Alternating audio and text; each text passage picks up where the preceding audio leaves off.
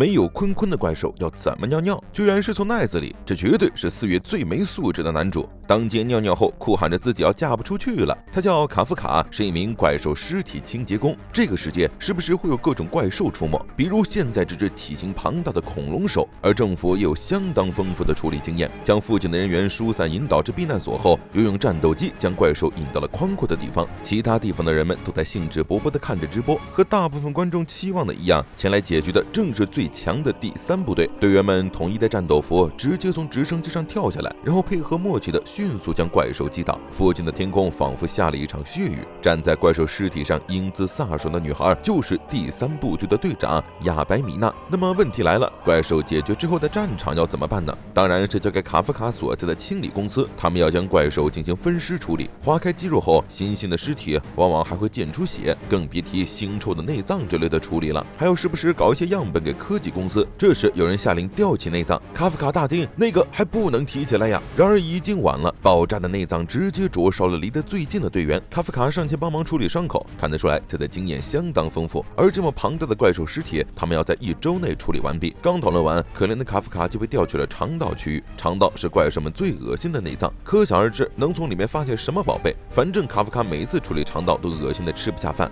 晚上回到家，看到那位亚白队长的身影，谁能想到在最底层的卡夫卡居然和传说中的战神米娜是青梅竹马呢？看着电视上英姿飒爽的米娜再闻闻自己身上的臭味，卡夫卡只能用清洁也是用来帮助他人的重要工作来安慰自己。第2天，卡夫卡一早来到办公室，没想到居然来了个兼职生，名叫世川。和以前的卡夫卡一样，都梦想着加入防卫队，可惜现在已经完全混成公司的老油条了。世川忍不住开口质问他为什么要放弃。卡夫卡沉默了一瞬之后回答：我也用自己的方式努力过了，但是人外有人，自己的才能这样也就到顶了。更何况现在年纪大了，再谈什么梦想啊憧憬啊，太奢侈了。世川却也不会，也永远不想懂卡夫卡那种想法，他也永远都不会放弃。今天是世川上班的第1天，也是卡夫卡连续清理肠道的第2天，谁让他很擅长做这个呢？不过抱怨归抱怨，他还是老老实实去清理了。而没经验的世川中午直接被恶心的吃不下饭，卡夫卡便好心给了他一袋维生素，不然下午都没力气继续工作。除此之外，还有2个鼻塞。又一天的清理结束了，同事们都先坐车离开，最后只剩下了卡夫卡和世川。世川这小子就是傲娇了点，还是知道好歹的，特地过来向卡夫卡道谢，感谢他的鼻塞让自己撑过了第1天，还告诉了他一条好消息：防卫队员的招募年龄限制放宽到33岁了，也就是说卡夫卡今年可以重新追梦了。结果世川话还没说完，身后突然冲出来个怪兽，千钧一发之际，卡夫卡冲上前一把将其拖走，然后世川赶紧跑去通知防卫队，他可是要加入防卫队的年轻人，怎么能死在这种地方？留下来也只是送死。世川只能跑了，卡夫卡则引着怪兽往宽阔的地方跑。这怪兽跟个骑行种一样，还好速度并不是很快。卡夫卡中途捡了根棒子，直接冲进一条狭窄的巷子，怪兽挤不进来，总算暂时被甩开了。而卡夫卡跳下去的一瞬间，脑海中突然闪过了一段和米娜的往事。那时候他们都立志成为防卫队员，如今却一个在天，一个在地。卡夫卡为弱小且狼狈的自己感到不甘，刚好怪兽又追上来了，他干脆转过身去直面对方，脑子里明明想的是我要打他的脚，却在下一秒就被怪兽一巴掌拍飞，脚受伤动弹不得。眼看怪兽要张开血盆大口将其吞吃入腹，卡夫卡眼中顿时失去了光彩，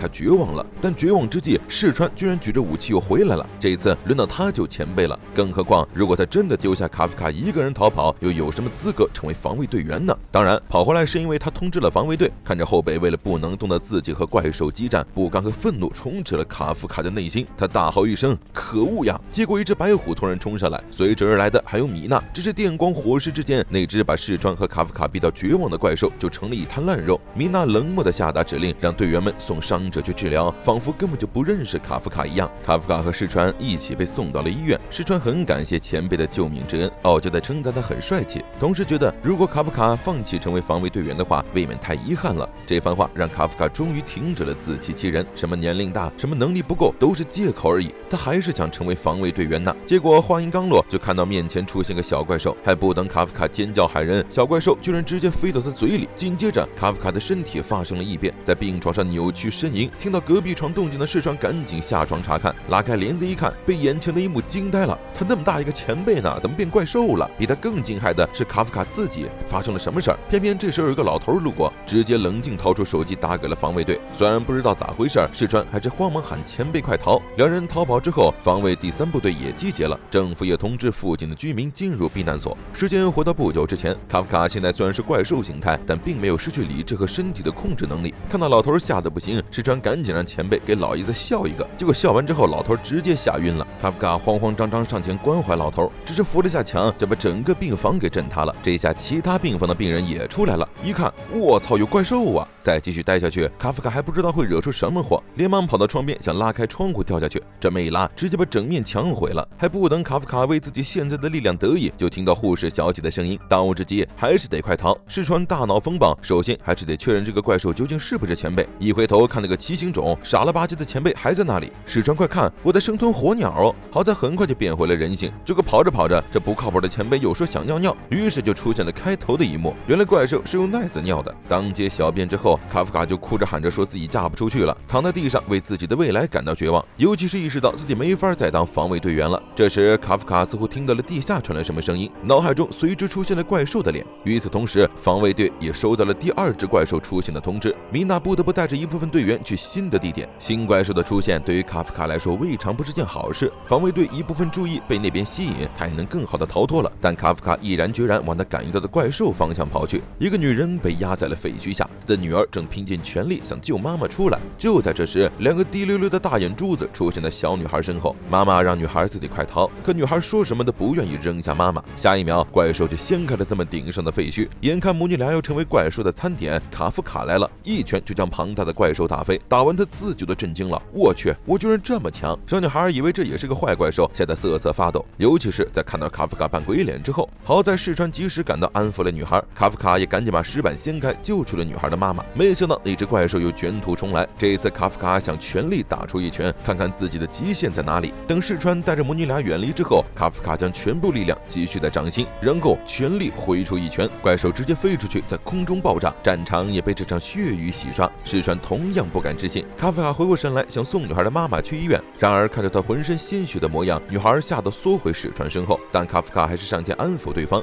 防卫队马上来了，自己也会立即离开，所以不用害怕。可就在他准备走的时候，女孩小心翼翼地喊了声怪兽先生，并且认真地对他道了谢。这句话让卡夫卡回忆起了那些青葱岁月，仿佛间还看到自己跟米娜并肩作战的未来。于是他下定了决心，他还是要去参加防卫队，去到他的身边。说这句话的时候，卡夫卡也逐渐恢复了原状。不过防卫队很快就来了，卡夫卡和石川只能先带女孩妈妈离开。米娜看到战场只剩下一个小女孩，就问她怪兽长什么样，自己一定会干掉她。没想到女孩紧张地问她能不能别杀好怪兽。最终防卫队还是没找到卡夫卡变成怪兽的踪迹。从那之后的一段时间，各大电视台都在报道这只怪兽的相关新闻，并给它取名为8号怪兽。知晓内情的石川心情非常复杂。这时上司给了他2份文件，是他和卡夫卡的，但是卡夫卡已经去工地了，让他帮忙带过去。原来是防卫队选拔考试的结果通知单，石川和卡夫卡都通过了初试。石川开开心心的往工地跑去，同事们虽然经常拿这事儿开卡夫卡的玩笑，但也却真心希望他能实现梦想。而石川到工地的时候，卡夫卡正在吃早饭，一扭头是个怪兽头，气得刚才个兴冲冲的石川飞起一脚。现在卡夫卡还不能完美的控制身体，还好现在工地就他俩。那天晚上他们俩是伪装成被怪兽吓跑的，看到医院安全了又回去了，大家便没多想。不过卡夫卡看到自己初试通过并没有很激动，因为他一般都会在第2轮测试才落选，笔试是初试，第2轮就是在防卫队眼皮子底下测试了。石川是真的怕他一不小心暴露，那估计会被当场杀掉。可就算是这样，卡夫卡也必须参加，毕竟他今年就32岁了，这也是最后一次追梦的机会。作为贴心后辈，石川当然是支持前辈的。结果下一秒，卡夫卡就因为拧了个瓶盖变成了怪兽。收回前言，你还是别参加了。等石川走后，卡夫卡长吁一口气，还好初试过了，不然在后辈面前也太丢脸了。不知不觉到了第2轮测试这天，卡夫卡和石川开着公司的车到了测试地点。看着匆忙的大家，卡夫卡也赶紧准备去签到处了，却被一个双马尾美少女叫住，一上来就管他喊大叔。卡夫卡当场破防，我才32，怎么就大叔了？双马尾不以为意，因为他今天的幸运数字是5，而卡夫卡的车刚好占了55号车位，所以他希望卡夫卡能挪个车让自己停进去。卡夫卡被气得话都说不囫囵了，看他不愿意，双马尾直接当场脱衣服，然后单手抓起那辆车扔到了一边。接着他自信的自我介绍：4只公齐可录，